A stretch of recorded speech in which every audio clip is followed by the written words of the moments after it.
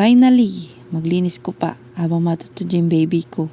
So ayan, ninalis ko nga muna pala yung mga unan sa kutsyon tapos tinaas ko, wawalisin ko sa lapag. Madalang kasi itong mawalisan mga mi. Pagkatapos inusog ko na nga pala yung Durabox para mapunasan din yung bintana namin. O diba, sipag-sipag ko kahit hindi naman.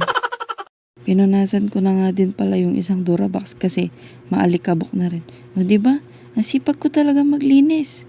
Wala kayo sakit. Charis! Ganito talaga ako pag tulog si baby. Sinusulit ko. Kailangan malinisan ko lahat. Kailangan makapaglaban ako para pagising niya. Ay, Diyos ko!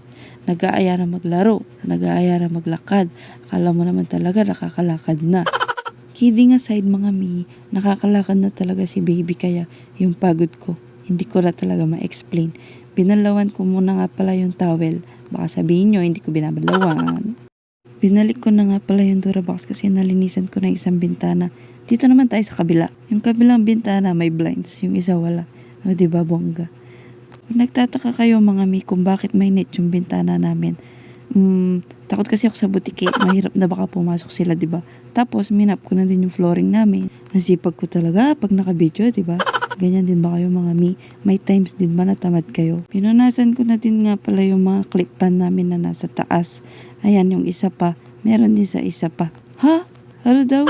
Bali 3 yung clip pan namin mga mi. Yung isa dyan para sa aircon kasi nakikishare kami ng aircon sa kabila. O diba bongga? So ayan, malapit na ako matapos. Minagic ko na lang talaga mga mi. Charan! Ito nga pala yung aming kwarto. Ikot ko muna kayo mga mi. Huwag kayong mahihilo. Patapos na ako dyan eh. Yun lang naman. Salamat. Bye-bye. Ay, kalungkot naman ng babay ko. O siya mga mi, hanggang dito na lang. Sana nagustuhan nyo ang aking boses at ang aking video. Bye-bye!